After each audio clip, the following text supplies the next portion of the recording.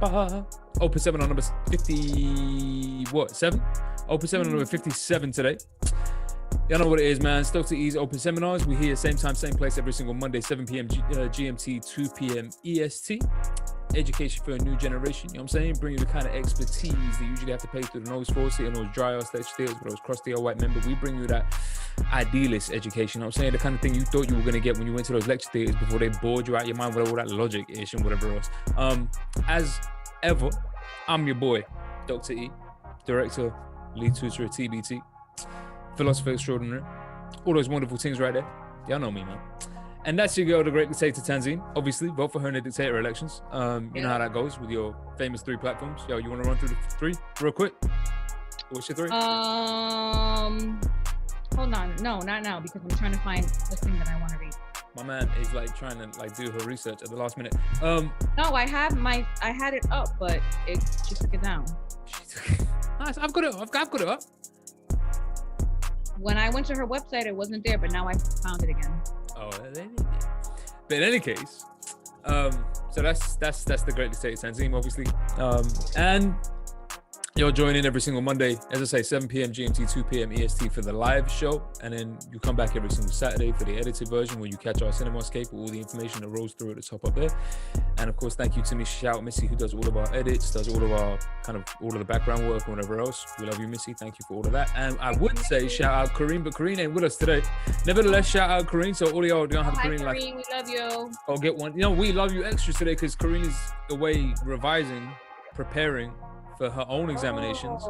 She's good luck, Kareem. So good luck, fingers crossed for Kareem. Good luck to Kareem. Shout out Kareem. Everything's good for her. But in any case, today,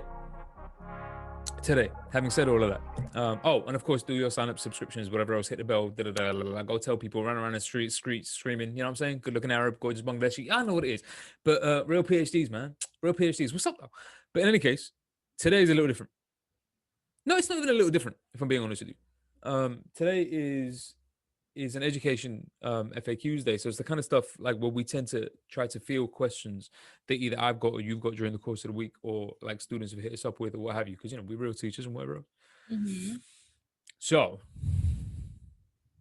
somebody did ask me about this article or this.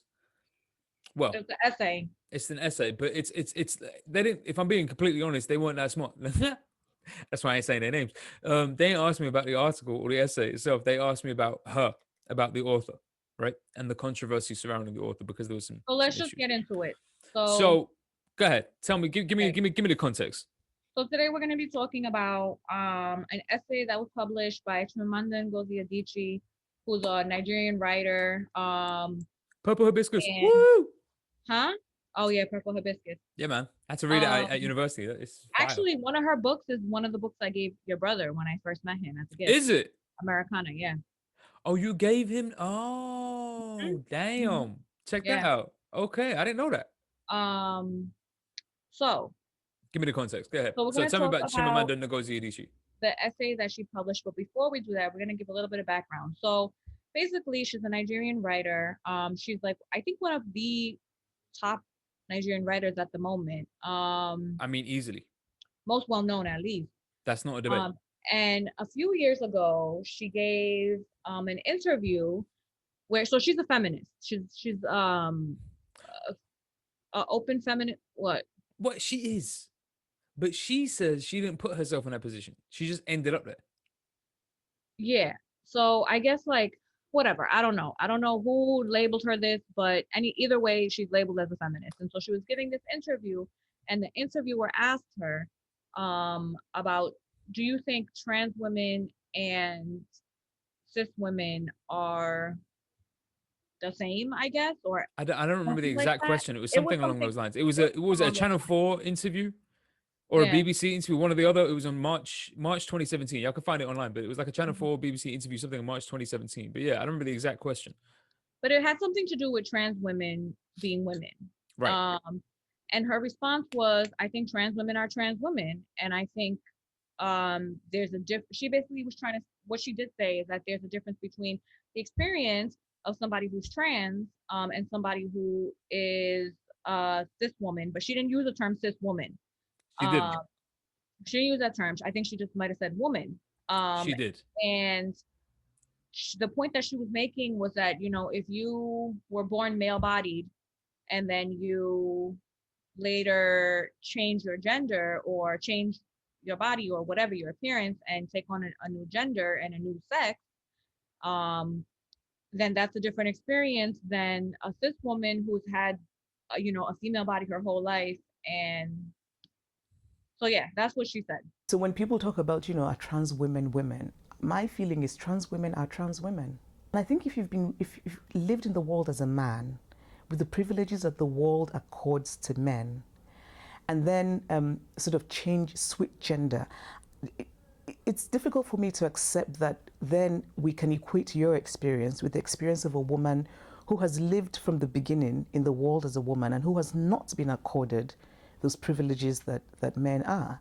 I don't think it's a good thing to conflate everything into one. I don't think it's a good thing to talk about women's issues being exactly the same as the issues of trans women. What I'm saying is that gender is not biology. Gender is sociology. And then So there was a backlash. People got really upset because to many people it felt like she was saying that trans women are not women. right. So then Which she is later, not what she was saying. well, according to her, she later came back and clarified, and she said that what she should have used the word cis and not said women. Did she say that? Yeah. Oh shoot. Okay. But what she was trying to say is that trans women and cis women have different experiences in the world, and that they're all under the larger umbrella of women, but they're just Which cis women seems and like trans an women are different. observation of fact to me. Well, Again, I'm not getting into this. I'm not getting into No, it. But it but just seems whatever. like an observation of fact. I agree with that. I think that trans women and cis women do have different experiences in the world. You're cool. Never mind. And so anyway, so she clarified that, but there was still, you know, a lot of backlash against her. And in the midst of all of this, she runs, I guess, a writing workshop in Nigeria. Right. And she had Out of a house. a couple of young women writers who she took under her wing, sort of.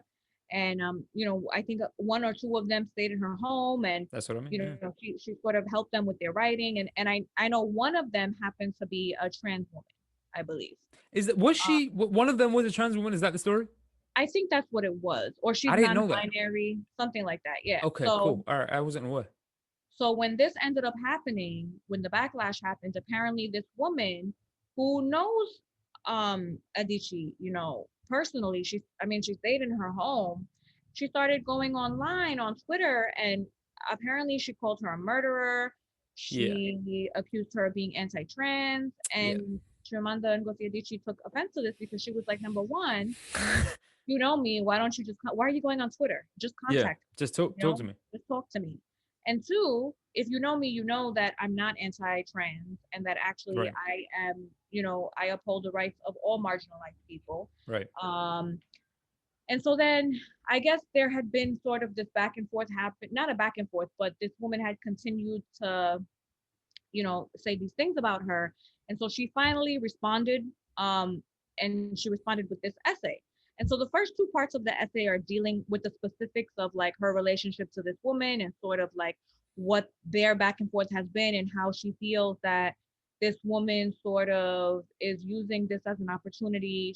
She's a writer as well. She's using it as an opportunity to sort of, you know, further her career, and maybe there's some virtue signaling going on or whatever. Virtue signaling meaning like, you know, when somebody's always trying to show off their politics, like they're more progressive than everybody else by throwing people onto the bus or making other people look like, oh, you're not as, you know, whatever, woke, or of course, your politics are not as good as mine or whatever, right? This happens a lot. So that's kind of the part that I wanted to talk about today. And she addresses it in part 3 of her essay, which I'm going to read to you guys. Whoa. We can't read part 3. Why? It's huge. It's not that big. It's long, fam. We can't read all of part 3. It's not that long, Ithar. You don't know what you're talking about. I'm reading it. As in, I when you say I don't know, you mean I don't know how to read words, or I haven't read it before? Because both those are wrong. Are you looking at it? Yes. It's not that long. Before we just dive into a whole reading of an essay, right? Because, you know, it's not the whole essay. It's literally this big. Part 3, I understand. Before we get into a reading of part 3 of the essay, before we get there, because there is a lot that happens in this, and I don't want to just skip out on parts 1 and 2. Part 1 and 2 is not what we're talking about. No, I know. I don't want to just skip out on parts 1 and 2 though, because although the overwhelming majority of the content of parts 1 and 2 is just her going back over the story and whatever else, and all the reasons why this particular student was off and shouldn't have said what she said, and I got receipts and blah blah blah blah blah blah blah blah blah. Although all of those things are the case, there are a couple of lines in there that I thought I was interested in, and I just wanted to get your take on them. Mm-hmm. Because it's not that, like, okay, she says this thing at one point. Hold on, I'll give you the exact words. She says, innuendo without fact is immoral. I don't know what that means. That's the bad. This is my point. In part, I think somewhere in part 2, she says innuendo without fact is immoral. So the implication of there being something going on, particularly something like, dodgy, when you're implying that there's something going on without having any facts to back it up, that's immoral. Mm-hmm. And it struck me as a weird sentence because it sounded like an old person. What do you mean? Well, what I'm asking is that I'm wondering whether or not that still holds today. I don't know what it means. So to imply something without having a fact is immoral. That's what that means. I'm asking whether or not you think that still holds today. No, I think people label people all kinds of things inaccurately. It struck me as, all right, I tell you what, I know you just want to read. It just struck me as odd because it's like, I don't know that she lives in the same world that this student of hers lives in. Well, she doesn't, because this is what I'm trying to get at, if you would let me do it. How about it? Go ahead. Read part 3. Okay. In certain young people today, like these two from my writing workshop, I notice what I find increasingly troubling: a cold-blooded grasping, a hunger to take and take and take, but never give, a massive sense of entitlement, an inability to show gratitude, and ease with dishonesty and pretension and selfishness that is couched in the language of self-care, an expectation always to be helped and rewarded no matter whether deserving or not, language that is slick and sleek but with little emotional intelligence, an astonishing level of self-absorption, an unrealistic expectation of puritanism from others, an overinflated sense of ability or of talent where there is any at all, an inability to apologize truly and fully without justifications, a passionate performance of virtue that is well executed in the public space of Twitter, but not in the intimate space of friendship. I find it obscene. So let's talk about that part first. So I feel like this is kind of what it kind of what? Why are you laughing? No, go ahead. There's a reason I feel like that part gets at, I think, sort of what you were asking about the innuendo without fact is immoral thing, right or wrong? Tell me, I don't know. Well, the reason that I read that part is because I think something has happened, and I do think it's partially because of social media, where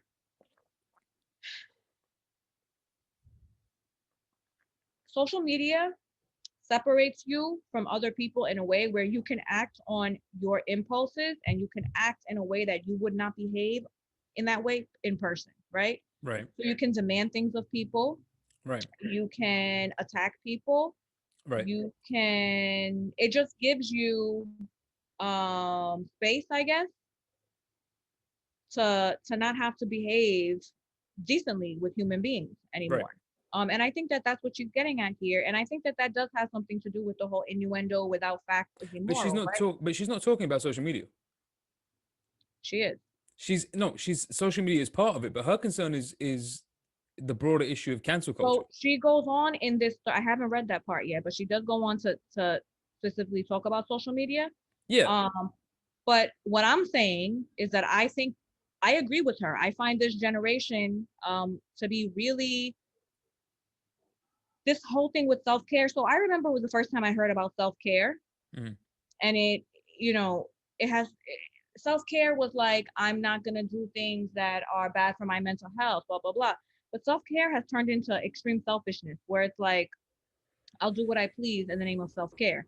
And I think that this phenomenon has progressed in this way because of social media.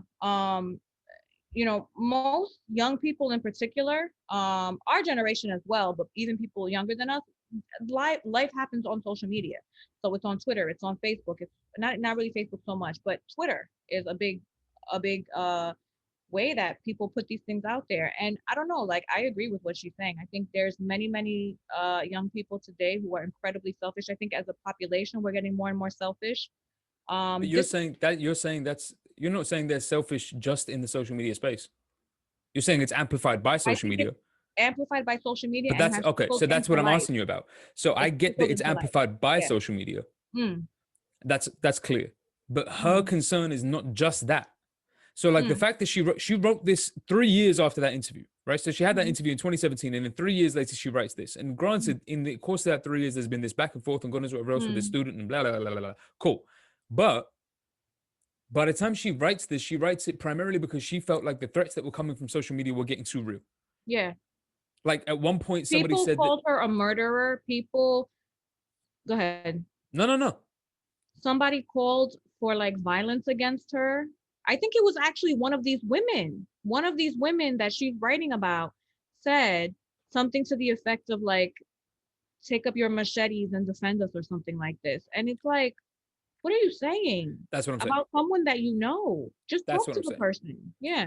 And then the same amplification that we're talking about on social media is what's behind things like the Me Too movement, is what's behind things like Harvey Weinstein getting in trouble the way he should be, is what's behind a whole bunch of all of these real life consequential events, is what's behind January 6th and your almost insurrection of the United States, is what's behind a lot of these things are generated and amplified, granted, by social media, but they're having real life consequences. And that's when she reacted to the real life consequence. Now, my thing is, yes, social media amplifies all of this, but there's a cancel culture behind all of this. I don't even want to say there is. I don't even know if there actually is. So cancel culture is interesting. This thing that we call cancel culture. When I first met the left and was in, activist or leftist spaces or whatever, it was called call out culture. Right. And it was toxic then, and I think it's toxic now because it's not rooted in a person's growth. It's not rooted in helping them to be better. It's not rooted in any of those things. It's rooted in selfishness. It's rooted in the desire to signal to everybody else that your politics are correct and you are the most woke or the most progressive or the most whatever thing. And you have to do that on the back of another person. I think call out culture, cancel culture, it leaves, where's the room to make a mistake? Where's the room to disagree?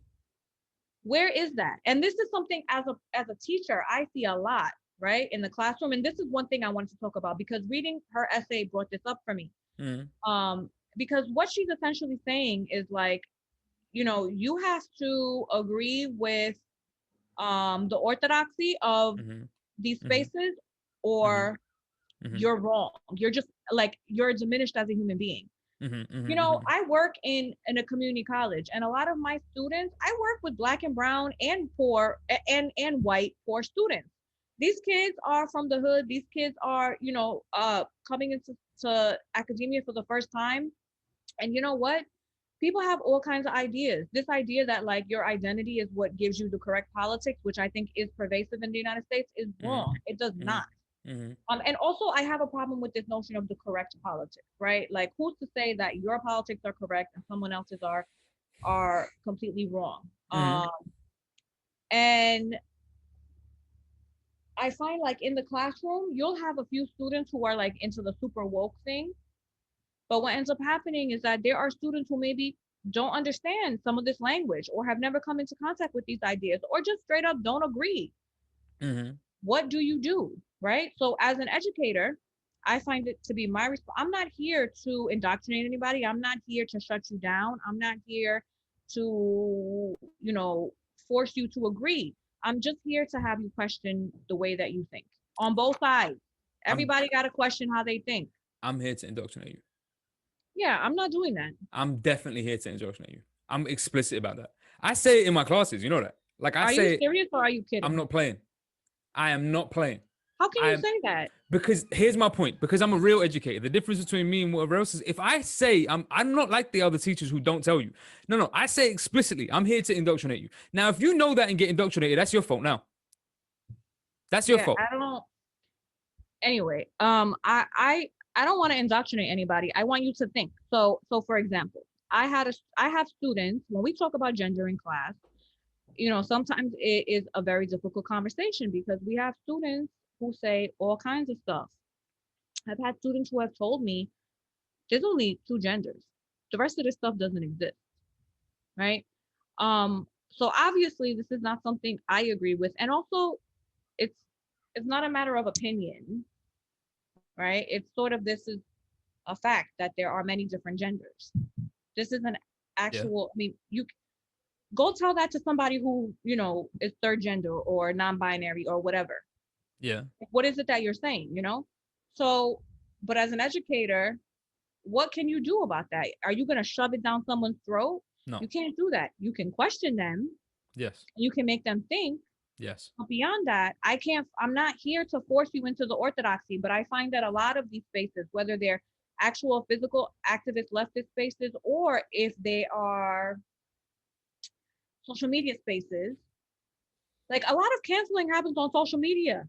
No, A I lot of agree with you. And I calling think people out happens on social media. but here's what And I'm saying yeah, though. Here's what I'm saying. Here's because I think there's a myth behind all of this stuff, and this is part of the reason why I said I didn't want to have the transgender conversation because I think some of this conversation is a little bit too complicated for most people to engage in. If I'm being really honest with you, I think most people just get 5 minutes into the conversation, get confused about the parameters, and stop having it. So like they just don't. But the part of the myth that underlies this leftist correct politics, mm, woke culture, cancel culture, BS, da da da da da. Part of it is that they don't think of themselves as being ideological. They don't. mm, So some of them will tell their students, "I'm not here to indoctrinate you." mm, They'll say that too, and then proceed to indoctrinate them. mm, Like a whole bunch of them will believe that because they genuinely believe they don't have an ideological commitment. They're just mm, doing things that seem just. It's just what mm, seems right. It's just what seems correct at the time. And mm, what bugs me is that that is an ideological position. mm, That is like the idea, the belief that you don't have an ideology is an ideology. mm. It's the whole. Have you ever seen They Live? No. It's a movie. It's like really popular on Netflix right now. I don't know why it got resurgence suddenly, but it's really, really popular on Netflix. Like 1978 movie, some stuff like that. Dude puts on a pair of glasses, and when he wears them, he can see the truth. When he takes Mm, them off, he sees the myth. And he puts the mm, glasses back on. And the truth is that, like, everybody's a zombie. Everybody's just about after money. Money's not real. Blah blah blah blah blah. It's that kind of stuff. And the point is, it's a similar thing. It's the idea that, like, this conviction that I don't have an ideological position. I'm just adopting what I think is correct or what just seems to be just or what just seems to be fair or God knows whatever else means that you allow yourself, like you were saying earlier on, you allow yourself the space to hide your ideological commitments from yourself behind the kind of claim to just being objectively correct. I'm just doing what's just. I'm just doing what mm, makes sense. I'm just doing whatever. And it's just BS. And it's part of the myth or it's part of the grip of those leftist groups is that they can appeal to that. Well, I don't have an ideological position. It's just what's correct. And I don't I know if think, that, I yeah, mean, I think those leftist groups do have an ideological. I think that they do the think they have extreme an ones do. ideological No, I'm with you. I'm with you. Yeah, yeah. position. Because when I was, you know, in these groups or whatever, they very clearly had an ideological position that they Yeah, wanted to convert everybody to. And that's sure. what I'm trying not to do. I'm not interested in converting you to an ideological position, but I do want you in my class, I do want my students to understand everybody is a human being and deserves to be treated as a human being. So what does that mean? That's what I want you to. So even look, and I have students who think being trans is crazy and ridiculous and not real for whatever reason. And my thing is always, okay, if you feel that way after having gone through this class, after having, you know, we watch documentaries where we have people talk about their own experience with gender, trans people, non-binary people. If after all of that you still feel the way you feel, then my question to you is, how do you treat trans people? Because that's what it then, what's the important thing? That's what it boils down to. Regardless of what you think in your mind, right, or what your feeling is about this, how do you treat that human being that's in front of you then? Because even if you don't think being transgender is a real thing, is it going to hurt you to call them by the gender pronoun that they want to be called by? Some people believe it will, though. How? It's going to, it has no impact on your life whatsoever. To give But somebody else what they want and what they need has zero impact on your life. If there's no. someone in front of you who says that their gender pronoun is she or her or whatever, how is calling them that going to change? Does it have any impact on your life? It doesn't, but it has an impact on that person. Listen, So just do it. Let me be absolutely clear. I agree with you. I agree with you. Let me be absolutely clear. But for the purposes of being non-indoctrinated and arguing both sides and seeing things clearly and God knows whatever else, there are people on one side of this discussion, whichever side you want to call it, but there are people on some side of this discussion who genuinely believe, either that the idea of being transgender is part and parcel of a leftist myth that's designed to collapse the state. That's a belief. It's crazy, but it's a belief. Or you're a religious person and believe that kind of thing is designed to kind of collapse the religious family order and the hierarchy of man, woman, blah, blah, blah, blah, blah, blah, blah. This is also a thing. What I'm saying is that you could be, and this is part of my point. Like, this is what I'm saying to you. The issue is way more complicated and way more nuanced than just which ideological position one takes up or whether or not one takes one up. We have to be even clearer about what we're thinking before we say it, in the sense that there are a bunch of people who genuinely believe these things and genuinely will feel like having this debate about transgender and what it means and what it doesn't mean and God knows whatever else is really important to their life. Like, it really will determine the space in which they raise their kids. It will really determine the environment in which their families get educated. It will really determine the nature of the country that they live in. Like, for some people, I'm not saying I agree with any of these people, but we've got to take into consideration the fact that they really mean it. So then my thing is just like, what do you do? Like, here's my thing. I think that you were right in the first place. Like, I think your instinct is the correct instinct. This idea that the point is to encourage people to think is the correct instinct, because that's the only thing to do. But what I mean by that question is, look, even if you think that whatever being trans is like collapsing the world, like, how are you going to treat that person? Treat them with the same respect you would treat any other human being. They might, but like, you might even find people who would treat transgender people. Like, I know people who tell you a story. I think you know this one already, right? But I had a place in Germany. Next door neighbor was like an ex-Nazi, nicest guy on planet Earth. Nicest guy on planet Earth. And when I say nice, I mean invited me around for dinner, cooked a massive barbecue meal, had drinks, joked around. He kissed me on the way out the door. Nicest guy on planet Earth. Clear racist. Absolute racist. Spent the entire evening asking me why I don't just get out of his country. Talking about how he wants to vote for a new Nazi party. God knows whatever else. Like, he likes the idea of a policy that reinforces these ideas. To this day, the guy's like 1,000 years old, but to this day. Now, what gets me is that he could be polite. I've never seen this before in my entire life. My man was polite, treated me with mad respect, but would vote for a policy that would see me in an extermination camp. The same with Brexit. Like, I know people who would happily treat me with respect, be decent, be kind, God knows whatever else, be moral and decent to all of their Eastern European fellows and what have you, but vote Brexit and hope that it reduces the population in terms of foreigners. So what do you do then? Yeah, I don't know. I don't have the answer. I have no idea. No, I'm curious. Because I'm telling you, I don't know.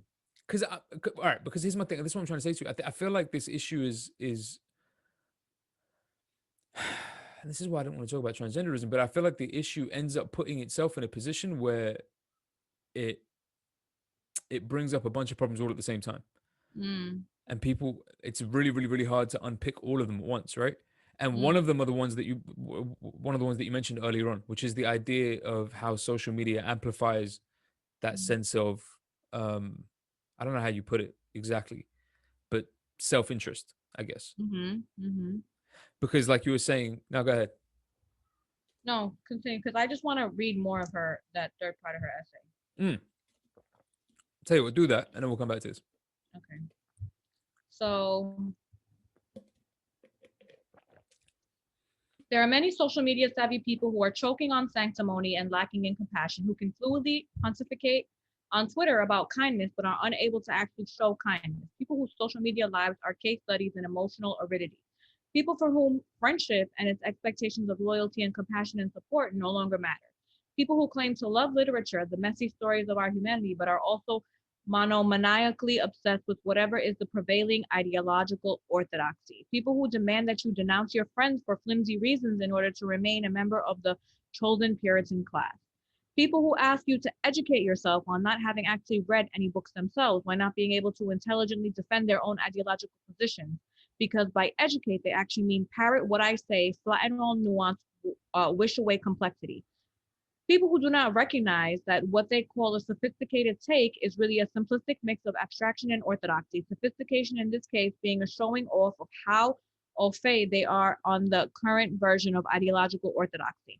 People who wield the words violence and weaponize like tarnished pitchforks. People who depend on obfuscation, who have no compassion for anybody genuinely curious or confused.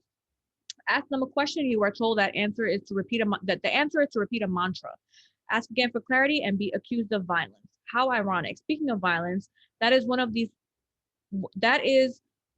two who encouraged Twitter followers to pick up machetes and attack me. That is one of these two who encouraged Twitter followers to pick up a machete and attack me. And so we have a generation of young people on social media so terrified of having the wrong opinion that they have robbed themselves of the opportunity to think and learn and to grow. I have spoken to young people who tell me they are terrified to tweet anything, that they read and reread their tweets because they fear they will be attacked by their own. The assumption of good faith is dead. What matters is not goodness, but the appearance of goodness. We are no longer human beings. We are now angels jostling to out-angel one another. God help us, it is obscene. Okay. So, I really agree with what she's written. And I think that it's on social media, but it's also trickling into everyday life, right? So again, going back into the classroom, what do you do when you have a student who doesn't agree?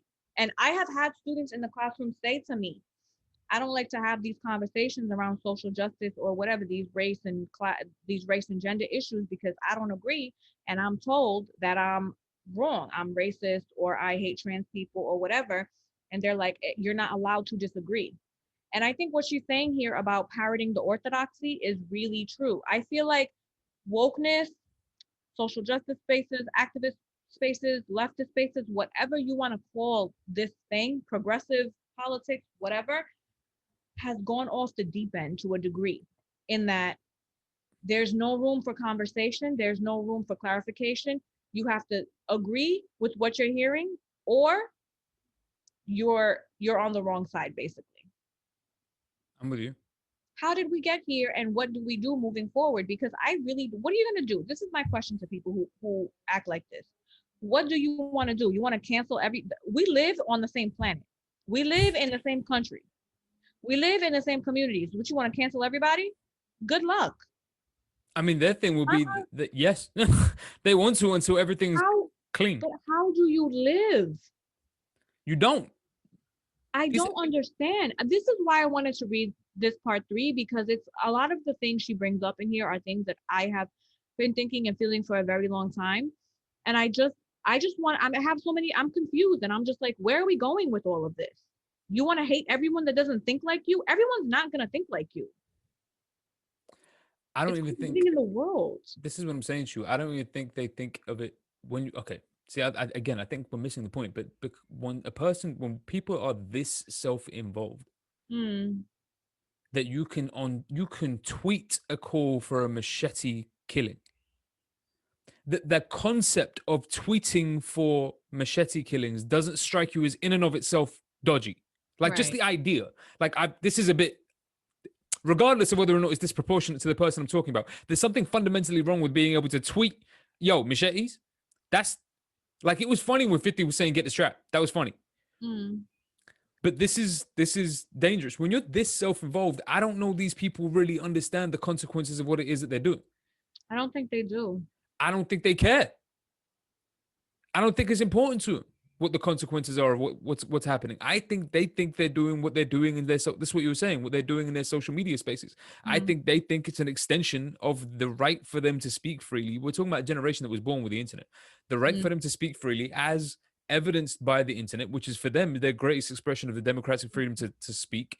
So they go ahead and express themselves as and how they wish. And if you don't like it, you don't like it. Get off my page. And it's the extension of that logic. You don't have to be here. You get off my page. Like what you're trying to do is, in the echo chamber of social media, you kind of cleanse your environment so that your feed only brings you in the kind of things that you want to read about and only you want to learn about and only you care about. So you're only surrounded by your own friends. And it's an extension of that logic. Just trying to kind of cleanse the environment so much so it only reflects my principles, my beliefs, my ideas. Right. And the problem with that is that you can do that on social media, but when you get into the world and you try to do that, how does that work? I agree with you. Off everyone that doesn't agree with you? You can't. I'm with you. And this for me was the problem with the whole, I know we're going back a little bit, but this was also for me the problem with the BDS movement. It was for me, that cancel culture woke thing was alive back then. Yeah. So when the BDS, I think that's a good point to point out that call out culture, cancel culture, whatever you want to call it, this is not new. No. I feel like the reason that it's getting all of this attention now is because it's become more mainstream. Yeah. I'll say, right? But it existed always within leftist spaces. This was always a thing. Yes. I mean, 10, 11 years ago, when I started hanging out with, leftist people, leftist groups, or whatever you want to call it, this was a thing. Yeah. Yeah. And it was there for me. It was there in the BDS movement, and it got called out by that interview that we talked about beforehand with Finkelstein, where he says, "Listen, you can have all of these demands. So your demands for the Palestine movement is that you want a full right of return for all of the refugees. You want a full, you want the separation of the Israel Palestine on 1967 borders, whatever else.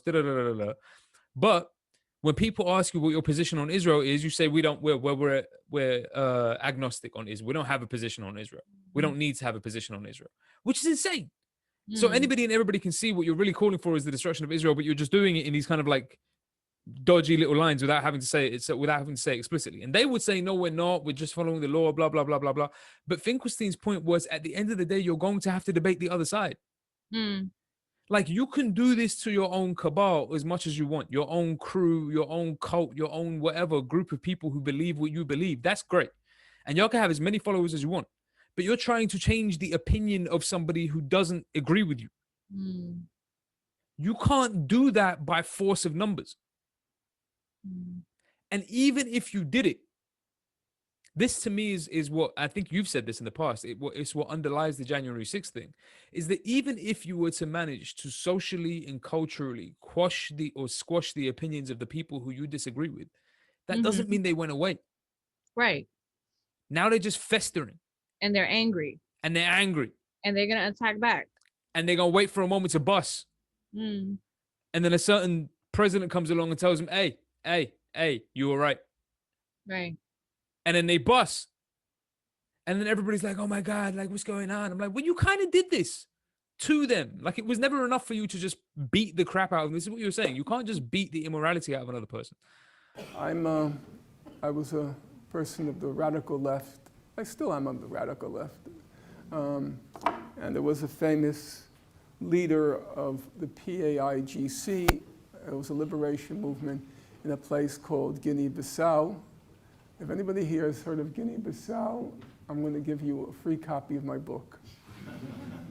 Okay, thank goodness, I saved $10. His name was Amilcar Cabral, and he famously said once, or I like the quote, I'm not sure how famous it was, tell no lies, claim no easy victories. And I don't like movements which claim easy victories. No, BDS will not liberate Palestine. She says, in the line that you read, the assumption of good faith is dead. And before I get to my conclusion and what I think all of this means, she says the assumption of good faith is dead. And I want to ask you two questions. One, I want to ask you whether or not you agree and what you think that means. And two, I want to ask you. Well, I'll ask you two in a second, actually. So just tell me one. What do you think of that line? The assumption of good faith is dead. I do agree with that. Was that I ever alive? do, I don't know. To be honest with you, I don't know. Um, but like she mentions, right? People who are genuinely curious, who don't understand, who want to clarify, who want to understand, there's no room for that. Sure. In many of these type of spaces, right? There's no room to ask the question. If you ask, like she said, you're told to parrot a line, and if you ask for clarification, God help you, because then you are the enemy. Right. And you're violent and you've done something gravely wrong to someone Right. by asking a question. Right. And the thing is, that's not how the real world works. Like, I have students that ask me questions about gender all the time, and then I went on Facebook a couple times and I asked the question openly, and you just get attacked. Of course. And people assume that it's because you hate trans. Oh, I got called a TERF. I got called anti-trans. I'm not. I don't have a problem with trans people. I want you to be think whatever I remember gender this. identity Yeah, you I are. remember this. Yeah. My thing is like, but you see, this is the thing. Yeah. There is no space to ask these questions. And when you disagree with something or when you don't understand something, people will just turn on you. And I've seen it in my class. I've seen it happen. And I've had to mitigate some of this stuff where like a student will say something and it's not part of the woke orthodoxy, and and it's not the student themselves. The student is not a racist. The student is not evil. The student is not whatever. They just don't understand something, or they just don't happen to agree with everything that you want them to agree with. Right. It doesn't make them a terrible person. Right. And the whole class was just like, or many people in the class will turn on them, and it becomes this argument and this fight, and like, well, you just need to listen to oppressed people, blah blah. And it's just like, hold on. You need to explain things to people. People have to understand. You just want everyone to go along with whatever you're saying and not think. By the force of the weight of your argument, like either morally or otherwise, as opposed to the ability to explain your argument. It's just the sheer force of the weight of it. Right.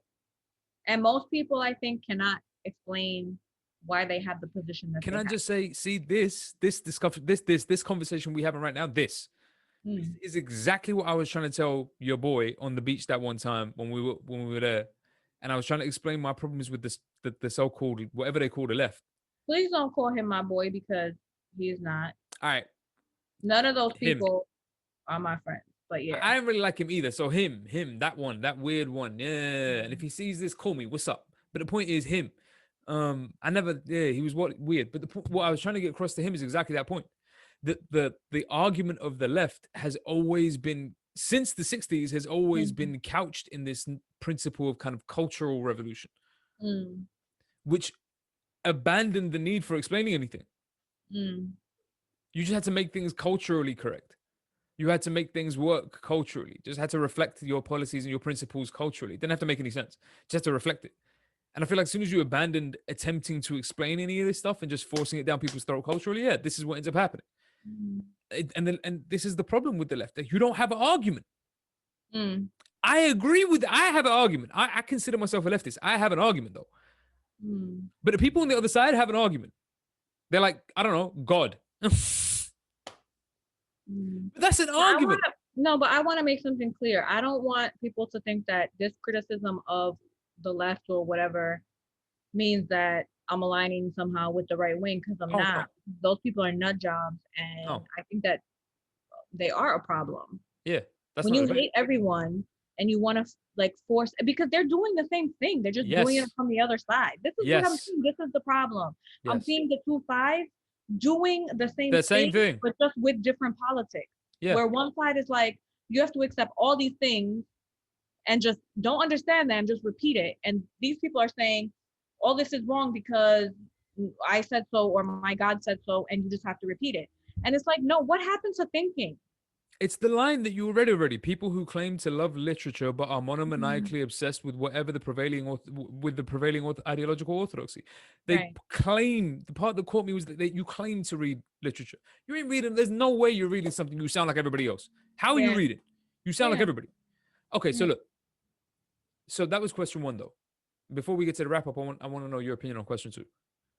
So from your particular point of view, and I don't mean as a woman, and I don't mean as never mind. I don't mean as a Bangladeshi. I don't mean as an American. I don't mean as any of those things. I mean from the point of view of your particular academic expertise Mhm. as a social psychologist. What's your take, not just from what Ngozi Adichie is saying, but the situation as we've laid it out overall? Like, how do you read this as an expert from that particular point of view? How do you read this? You mean, how do I read what's happening in society? Both her essay and the issue we've laid out, what's going on in society. I mean, I think her essay, to me, her essay comes off like, well, first of all, she's older, right? So she's from a different generation. And I think a lot of this is generational.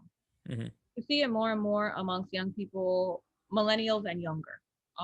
Whereas the older generation, I think, has more nuance. There's a lot of shitty things about them too, but they Mm-hmm. have to some degree, because there are older people who you will find like Adichie who are like, no, I totally uphold the rights of all marginalized and oppressed peoples Mm-hmm. and their right to live as they are. Mm-hmm. And so you do find those people from the older generations, but then you also find the crazy people who are like, none of this is real. Idiots, right? That's I Um, would have thought that was most of them. but um, but no, I mean, I think what she's pointing out here is what I've seen for quite some time, which is I just feel like society is going in this really crazy direction where we're turning into cults. It's like two gigantic cults. I feel like the cult of the right and the cult of the left, and like people are not thinking anymore. There's no critical thought left. I think part of that is an issue with education, but also Kind of why we here. Kind of why we here. But But I think part of it is also what I noticed. I can't speak for the right wing because I've never been around them and I never want to. But being around the leftists that I've been around, so many of these people are so insecure, and that insecurity is what gives birth to, this desire to constantly one up other people, this desire Sure. to constantly be like, well, you have the wrong politics and I have the right ones, and Yeah. that's it. Yeah. This desire to position themselves as the expert, the most radical. And this is part of why I kind of broke with the groups that I was in. One in particular, because I kept seeing this and I was like, you know what? I don't want to be around people like this who you have to constantly, it's like a constant fight. Like you're constantly fighting to prove that you're real enough. So who and for what? And who are you?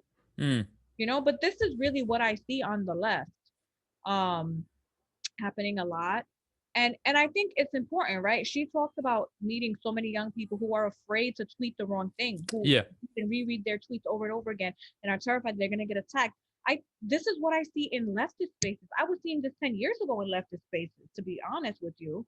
People were terrified of saying the wrong thing because you would get called out.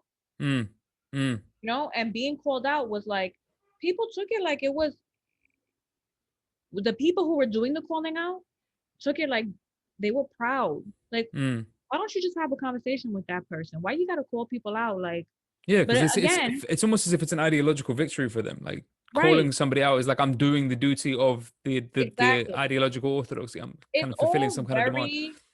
It's all very or has become at least very self-righteous. Yeah. And that's the problem that I have with a lot of these people in a lot of these spaces. Like, I don't need to be around your self-righteous craziness. because really what it's become, I think, is that leftist politics and leftist spaces have just become about the self. Yes. It's to build up the self. It's all about the self.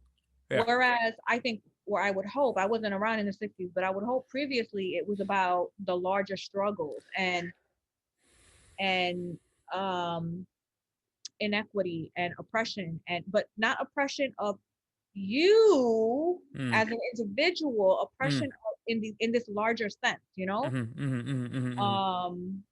but I don't know that exists anymore, even though people will say that it does. Like, you use the right words, but the way you behave shows me something else. It shows me that it's all about you and your identity, and everyone's in a hurry to be oppressed. Everybody wants to, of course, whoever can collect the most identities that are oppressed, like, wins or something. I don't know the about oppression Olympics. Yeah, and I don't know about anybody else, but I don't want to be oppressed because oppression is not fun. No, that's not a It good thing. actually really, really sucks. Can I just say it's the same thing? It's this very, very similar thing as the logic about when people who grow up in the hood and feel like it's somehow a badge of honor to stay in the hood. And I'm like, I get it. Like, I get it. I'm proud of growing up where I grew up too. Like, South London, what's up? Like, I'm proud of where I grew up and I love where I grew up. And you're never taking that from me. That's where I grew up. But the idea is to get out. Well, can I just say something? I don't agree with that necessarily because I'm one of those people that would stay, but I'm not saying because I think it's a badge of honor. I'm saying for one, I don't want to live around all white people. I'm just not comfortable with that. I don't want to live in some middle class neighborhood. I'm just not comfortable with that. I prefer to be in a place where I'm comfortable. And also, there's things that you can do in the community to just No, I totally agree with you. You can help your neighbors. You can do things like food pantries. You can do things like, there's things you can do where that's not accessible or that the need is not there. And if you move out and you go somewhere else. And for me, it's all of that. It's not about being a savior either before anybody jumps on and, oh, you think you're a savior. No, I actually don't. I just really like to be a nice person and help people. And if I could do it in my neighborhood, I'm going to do it. No, your intentions are good. You ever seen Good Will Hunting? Yeah. Remember that scene? It was one of my favorite scenes in where any Ben movie. Affleck is like, every day I knock on your door and I hope you're going and you're not. You're always still here. Right. Yeah. Because it's when he says at the yard when he tells him that I kill to have what you have. You're here by choice. I'm here because I have to be. Right. What's wrong with you? Yeah. Don't you think we all? He says to him, you being here is an insult to people like me. Every day I come by your house and I pick you up. We go out, we have a few drinks and a few laughs, and it's great. You know what the best part of my day is? For about 10 seconds from when I pull up to the curb when I get to your door. Because I think maybe I'll get up there and I'll knock on the door and you won't be there. No goodbye, no see you later, no nothing. Just left. I don't know much, but I know that. No, but the thing is, you can have all of your opportunities and all the things that you might have. I mean, in that movie, not Ben Affleck, the other one. Matt Damon was like really, really smart. Matt Damon. Yeah, sorry. Yeah, he was like really, really smart or whatever. Yeah, he's supposed to be wicked smart. Something else, and he was right, broke, but just wicked smart. Right, but the thing is, like, you can do something with whatever opportunities you've been given. It doesn't mean you have to leave your neighborhood. It doesn't mean you have to leave the hood. You can stay. You can stay and still do those things. You don't have to get involved in the bullshit. No, you don't got to spend all your time. You don't got to spend your time standing outside on the corner. Why? What I'm saying is that the assumption would be that for those who have either a gift or an ability or a skill or have developed or have had opportunities or have found themselves in a position where they have an opportunity, or any of those people, for those people, more often than not, those opportunities will tend to take you away from where you grew up, because where you grew up is a place that's bereft of opportunities. That's why it's called the hood. So when you have a thing that you can excel in, the tendency is that if I'm Matt Damon, I'm just wicked smart. What that means is I'm going to go to university, and guess where there aren't universities? In the hood. So guess where I'm going to go? Where university is. That's a lie. There are universities that have gentrified the hood, but anyway. No, that's true. But like, do you see what I'm saying? Like, the tendency is that if I'm going to explore my opportunities, it would tend to mean that I have to leave the place where the opportunities are slim to none. And you can do that, but it doesn't mean you got to stay away forever.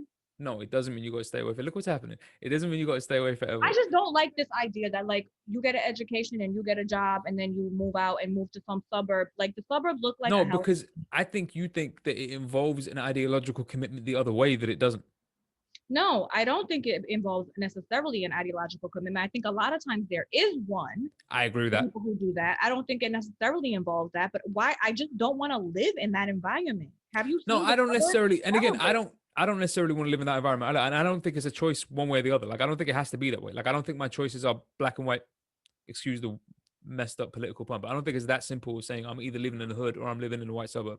I don't think the world is that. Well, where else is there? That's what I'm saying to you. There are streets that don't quite fall into either definition, and I don't think it's that straightforward. Like, if I grew up, listen, fam, you saw Peckham, that's the hood. For you is a middle class suburb. It looked so pretty. It wasn't a suburb. Okay. It didn't look like a suburb, but it No, was. but it very was middle class.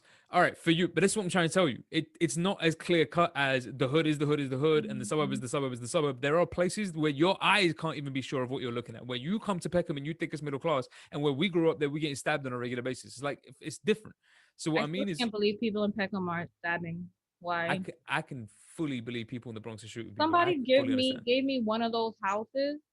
I would be the happiest person. A council house? What? A whole house That's what I'm trying to tell you. So what I mean with is a that backyard? the yo, y'all, I was so blown away. and it's amazing to me. And then the fact that the majority of the population of your country will sit here and boast about anything. The American population could boast about anything always astounds me. What do you mean? That that for you in the richest country in the world, it's a win for you to live in a council house in the UK. That's a Because win. I didn't grow up rich. I grew up broke as fuck. I know, and that's what I'm trying Yeah. to tell you. The majority of the country didn't grow up rich, and for the majority of the population to boast about anything in America is crazy to me. Mm. That's what I'm saying. That's Yeah, crazy. To me. America sucks, you know. Well, I But know. in any case, look, what I wanted to get to was this kind of to pull it back to Ngozi Adichie is so I don't know how to say this.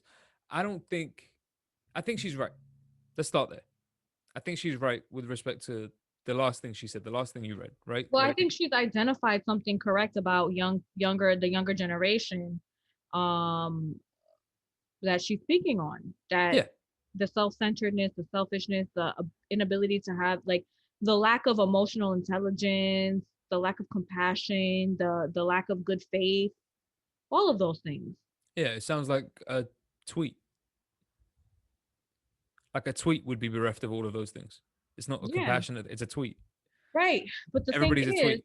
that's the point though, right? We spend so much time on social media that I think it's robbed us of our humanity and our ability to live in the world in a way that we're like differently from how we are on social media. I A agree. tweet is how many characters? I don't know if even know 40 I don't characters or know. whatever I don't know. It's a certain number of characters. But when you're in the world, you Yeah, have that's not how that to works. it doesn't work that way. This is part of the reason, can I just say why I got off social media and I am happier for it. I deleted my Facebook. I have Instagram, but I don't go on it. I just don't like it. Social media is a space where it dehumanizes you. It allows you to to lose touch with your humanity even more than we already are in the societies that we live in. And it's because it's a computer screen or it's your phone, Yeah.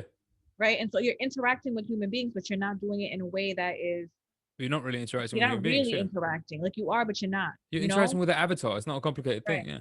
Right. Like you're interacting with the digital representation of a human being. That's not a human being. Yeah. This is Like, why it's so easy to attack people on social media, and to label people all kinds of things. And it's amazing because it's like these are people that you've never met. Some of them. yeah. You don't know them. You don't know this person.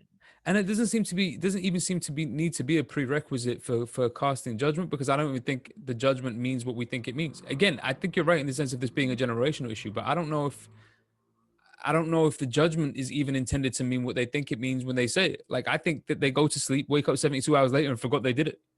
Mm-hmm. Like that Drake 72-hour rule, you know what I'm saying? Just like if you leave something alone for 72 hours, wise man once said nothing at all. If you leave something alone for 72 hours and it usually just goes away, because people's patience or people's memory, sorry, is as long as their Twitter feeds. It's like, oh, I'm not scrolling down that far to see what happened 3 days ago on Twitter. It's like what happened 2 hours ago. That's the only thing I care about. And if it's not blowing up, I ain't paying attention to it. So I wonder whether or not they're even paying attention to that in the way they, I don't know, the aggression of it. But you're right. Ultimately, she's right, and you're right in the sense that it's this. Okay, so this is why I was saying to you beforehand about the transgender thing, is that politically and philosophically they put themselves, or they find themselves in a position that's really, really, really, really complicated to navigate. Primarily because, and I'm only going to say this, just think about this. Think about this in terms of this social media thing, not even just in terms of the transgender issue, but if every individual was permitted their own sense of self-definition, and then every individual demands as a political demand, they make the political demand that their own self-definition is generally acknowledged. Well, what that means is that you now have to abandon the concept of definition. What do you mean? Well, here's the issue. If everybody can define themselves however they want, Mm. every individual, and then every individual demands that the general public has to acknowledge that, Mm. then there is no general definition for anything. There are Mm. only however many 100 million different individuals. So the definition is, in and of itself is gone. The concept of definition disappears. Mm. It falls out from under their feet. The Mhm. problem is that nobody has the wherewithal to understand that. So what they end up doing is reaching for more and more identities, reaching for more and more definitions, none of which are real. Mm. They all keep falling away, but you demand that the population has to keep up with you and acknowledge all of them. It's Mm. all right. Look, I know this is going to sound really, really, really old manish, but think about it this way: when teenagers go through that goth phase, and the people around the teenagers don't acknowledge the importance of the goth phase, they get pissed off. They're like, "Yo, man, these are my real feelings. These are my real emotions. How I really feel." This. I never went through that. I didn't I know know you anyone. did. I didn't. I didn't. I also didn't really know anyone who went through that. Really? Goth phase. Yeah. Oh, I did. I knew a bunch of people who went through a goth. My brother did. He went through a goth phase. Oh, I knew a bunch of people who went through their goth. You know, do the whole back then when they were painting their nails back then and the black mascara and whatever else. Goth phase. Oh, that's a lie. I did know some people that did it, but I wasn't like close friends with them because Okay. I kind of found them to be weird. I was like, oh, this is a little bit weird, but okay, do something. But it's cool. But for them, if you ask them, it was an expression of their identity. Yeah. It meant something, man. It was really important to them. But every single one of them, or not every single one of them, the overwhelming majority of them at some point aged and then stopped behaving that way. And for a lot of them, they will reflect on their lives and be like, oh, you know, you're teenagers and that's just the period of life where you're trying to find yourself. Cool. The problem is that you never really find yourself. There is no self for you to find. So what you end up doing, but when you're a teenager, you can understand that. You're like, no, it's cool. It's just your teenage phase. What we have now is a nation full of teenage phases. Everybody reaching for their own sense of self-definition that they think is really, really, really important to them, but will change in 5 years from now. And I'm not talking about the transgender debate. I'm talking about the identity. Just the identities. So many of the identities. Exactly. The idea of identity. But yes, but it depends on what you mean by identity, because gender and race and all these things that are called identities, those things are not going to change. I agree. But, and now we're going into what Ngozi Adichie was saying. I agree with you. But by definition, if you are a transgender male or female, at some point, there was a change of some description somewhere along the line. Now, the issue is that the society that you're in is troubled one way or the other by that change. They want you to, what's the argument? Be whatever you were at birth, whatever that means. Identify as your gender that you were assigned at birth. Gender assigned, yeah, that one. That's the your phrase. sex that you were assigned at birth. That's it. Yeah. They want you to conform to that. Well, they want you to define your gender based on your body parts, but because for them it's not biological. Right, because for them, but the argument is, and all of the arguments are spurious, but the argument is that in so doing, it gives you a sense of definition. I know what to call you now. It's easy for them. And they're like, yeah, but that's just what it is, or that's what it's always been, whatever. But they're looking for definition. The fact of their, as Ngozi Adichie was saying, the fact of there having been a change in a person's appearance, never mind whether or not they thought of themselves as male their whole lives or female their whole lives. There's none of my debate. They are whatever they say they are. I don't really care. But the fact of a physical change, like a change in terms of appearance, and then the demand that it's acknowledged by the general population spurs up this argument, this issue, this reaction. Like it gets people to respond this way. Why? Because it starts poking at this issue of definition. And this is what I mean when I say transgender people find themselves in a really, really complicated position where they get hung out to dry by feminists or by pro-black or pro-white or whatever you are, whatever you are. Every other group, yeah. Yeah, you're going to hang them out to dry a little bit because they're poking at their presence ends up poking at a problem you can't understand. And it's the problem of definition. Why is this a problem? It's the problem of definition because everybody wants one, but implicitly, everybody understands they're fluid. So, without getting into the debate, if my gender is fluid, then the static nature of my change causes a bit of like a contradiction in the person's head. But you said it was fluid. So why is it this now? Mm. But it's fluid. So it should be fluid, Isn't it right? always changing then? Isn't it always changing? Mm. Now, regardless of whether or not that makes any sense, and regardless of whether or not it has any holds any water with respect to the transgender debate, I don't think it should because I don't know what the hell I'm talking about. But with respect to identity, generally speaking, it does. Namely, every single time we try to kind of define ourselves or come up with a sense of identity for ourselves or whatever else, it tends to, like I was saying, it tends to fall away beneath your feet because it doesn't exist in the first place. Mm. I don't think people understand what that means though when you say it doesn't exist, because It's fluid. people really do think that like these things exist. I agree. And this is what I was saying a moment ago in terms of the idea of indoctrination and looking back at oneself. If we look at ourselves and say, okay, cool, but there was a period of time in my life where I was absolutely certain of myself in a particular respect. And over the course of a long enough period of time, it changed. Up, down, left, right, whatever form or fashion it changed it in, it changed. In fact, what's that? There's a saying, you know, if you're the same now as you were 10 years ago, you missed the trick. You were supposed to change. Yeah. The fact of the matter is there's nothing about you from one day to the next that's the same. Nothing. Like physically, in terms of your physical appearance, your hair grows, your nails grow, your eyes change, your lips change, your nose changes, your height changes, your weight changes. Nothing about you is static from day one to day two. And then your opinions are supposed to change because your environment changes and your opinions are supposed to match your environment. So that changes from day one to day two. These things are never static. The appeal to definition is almost a pragmatic tool. Like, okay, but this is, you call yourself, you know, when the French says je m'appelle? Yeah. It doesn't mean I am, it means I call myself. Do you see what I'm saying? It's almost like the early form of the transgender debate. I call myself, what's that joke? Je m'appelle Marcel. I call myself Marcel. You ask a French bloke his name, he offers you a hall of mirrors in a funfair of flaming lies. Because you ask a French bloke his name, he says something that translates quite literally as, I call myself Marcel. Yeah?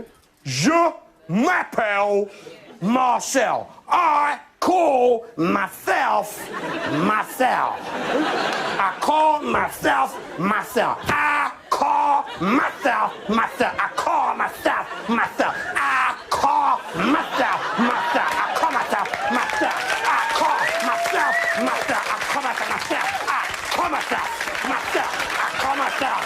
I call myself myself. I call myself myself. I call myself myself. Yeah. That's all very well, mate. What's your actual bloody name? Come on. This is who I am. My name is Marcel. This is, but I call myself. It's not I am this thing because it's not a static definition. It's just what I call myself as a pragmatic tool. You can refer to me as this. What I am, who knows? Like as a fact, who knows? When you ask me, what am I? I don't know. What are human beings? That's a really, really complex, really broad question. What are human beings? I don't know. I wonder sometimes because sometimes it's hard to remember. I don't think like these two sides, like the left and the right, that are doing the same kind of craziness but with different politics.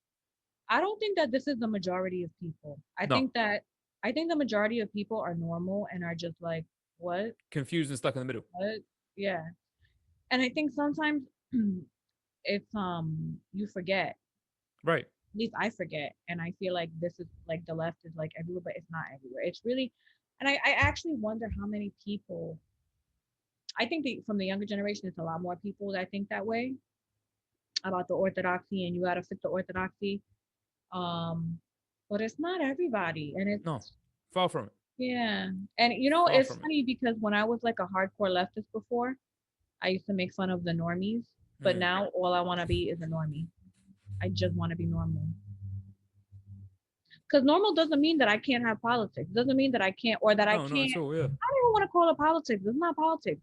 Being normal doesn't mean that I can't respect other human beings, which is really what I want to do. And I would think that would be everyone's goal, right? Right. I want to respect your gender identity, your racial identity, your whatever thing, you know? And I want, of course, like you can stand up for the rights of people who are marginalized without, and you can support marginalized groups in doing this without being like a particular political identity. Like, Right. you know, I Right. don't No, know. I'm with you. I'm with you. Yeah. I mean, what it boils down to is a sense of the thing that you mentioned beforehand about insecurity. It Mm, boils down to, and that's amplified by social media too, obviously, but it boils mm, down to a sense of security in the absence of a definition. mm, That's a good thing. It's not a mm. bad thing. Having a definition means you're Yeah. limited to just that now. You can Right. only be that. And now Right. you got to And you hold that have to up 24 constantly hours a day. live up to this, whatever Right. your I got to identity is. You gotta reinforce it. constantly reinforce it and live up to it, and that shit gets tiring. Exhausting. Oof. I'm this, and this is who I have to be 24 hours Right. a day. And when you're not that, now you got to make an excuse to yourself for why you're not that. And then you feel Yeah. guilty about not being that. Now you got to account for it. And you spend so much energy just wasting time on this whole sense of this is who I need Mhm. to be, or this is who I think I am. Whereas most of the time, the truth of the matter is that you were afforded the blessing of being able to be whatever the hell you want to be, because there is no definition. It's open, fam. Like it's Or you open. could just be. You could just be and be You don't have comfortable in the to. fact that, right, you don't Yeah. have to have that. Be comfortable in the fact that that's the case. There's this thing that Michel Foucault used to say when they, bearing in mind, Michel Foucault was a homosexual, bald-headed at a young age, had drug obsessions, gay parties, and a philosopher. Do you know what I'm saying? And the philosophical circles, the academic circles hated it, obviously, because he's a non-traditional philosopher. But when they asked him once, when a journalist asked him once about why his the style of his writing changes all the Mm. time, and why it's really, why he makes it really, really difficult for a person to identify him from his writing, what he said is, well, why would I want you to identify me? Who are you, the police? Like, Right. I'm not trying to be identified by you. I'm trying to get you to think. What's my Mm. identity got to do with the thoughts I'm trying to transmit? Mhm. Mhm. Like, what does my identity have to do with the words that I'm using? Mm. And it's the point you were making earlier on. If I call myself she, or if I call myself he, or if I call myself black or white or gay or straight or whatever else I call myself, what does that have to do with what it is that's like the thoughts behind my Mm. words, like the Mm. ideas that are behind those nouns? And to Yeah. me, I don't know, man. I'm not gonna get into this because I feel like I want us to wrap up. But like when she said the assumption of good faith is dead, I couldn't help but hear like Descartes in that, and I was like, but that's not the fault of social media. I feel like that came before social media. I feel like that's Mm. the fault of academia, fam. Like that's what people were supposed to be doing, weren't they? Mhm. Like when you're supposed You to be think academia killed good faith? I think academia explicitly killed good faith. How? Okay, two ways. One, Mm. it explicitly killed faith. Religion, you mean? Yeah, Yeah. because it needed evidence. Mm. So there goes faith. Now all that's left is the good part of it. And the good part, academia explicitly tells you not to trust anything until you measure it with the evidence of your own eyes. Mm. You're supposed to be skeptical, right? You're supposed to have evidence and research that you did for yourself that you can measure and weigh and God knows whatever else. You don't take anything for granted. Mm. If you're a reasonable academic, you take nothing for granted. You're supposed to question everything. Nothing is certain. Mm. So when she says the assumption of good faith is dead, my immediate reaction was, well, when was it alive? Mm. Because to me, since Descartes, you've been killed good faith. What are you talking about? Mhm. You kill faith and you But I kill the do assumption think of that goodness. there's more of a. I do understand what she's saying because I do think that now there's more of this thing. I don't know how to describe it. It's like people are more willing to like attack you Yes. for any little. Everything is taken as an offense. Yes. Everything, and you will get attacked. There's no like but I think that there is a change, and I think that's what she's pointing to. She's not Yeah. thinking about it academically. No, I know. And I Yeah. think you're right. But I think this is what I think she also what I was saying earlier on is I think she's a little old. The point that she's missing is it's not so much that the assumption of good faith is dead, it's that the sense of the self, she says it earlier on, but it's the sense of the self that's taken the priority. So Yeah. whereas previously you would try to interpret, or the assumption is if we're assuming that good faith is alive, right? If we take what she's saying, if good faith is alive, then what that means is that you're going to take a second to listen to what a person is saying, try to understand it before you personally get offended by it. Mm-hmm. All that's happened is that we switch the order of those things. So it's first I have to determine whether or not personally this is appropriate for me to listen to, and then I can decide, if at all, whether or not it was worth having a conversation about. But the more important issue is whether or not it fits with my criteria for what's appropriate for me, because the self and all that. All right, look, I feel like we should wrap up. Mm-hmm. I could go on about this for hours, but I feel like we should wrap up. Okay. Next week, ooh, special guest next week. Oh Ooh, yeah. ooh. I'm not gonna say nothing, but special guest next week. Ooh. So y'all come back for that. But in any case, yeah, man, that was Ngozi Adichie, man. There's a good essay on her part. But thank you all for coming along. In any case, we have been Dr. E's Open Seminars. That has been the Great Detective Tanzim. I have been your boy, Dr. E. As per usual, we will be back same time, same place next week, Monday, 7 p.m. GMT, 2 p.m. EST. As ever, stay healthy, do all the right things, wear your mask. If you have to wear a mask, still get your vaccine. If you can get access to a vaccine, do all of the right things. All of that stuff is still the case. In case anybody's ever been wondering, Black Lives do matter, Black Lives still matter, Black Lives will matter. That's just what it is over here. That's just always just going to be. Anybody disagrees will speak to you, no time, never. Besides that, peace, love, health, blessings, light, all of those wonderful things. And we'll be back next week. Thank you very much, Mama. Love to everybody. Bye. Peace, Thank man. you.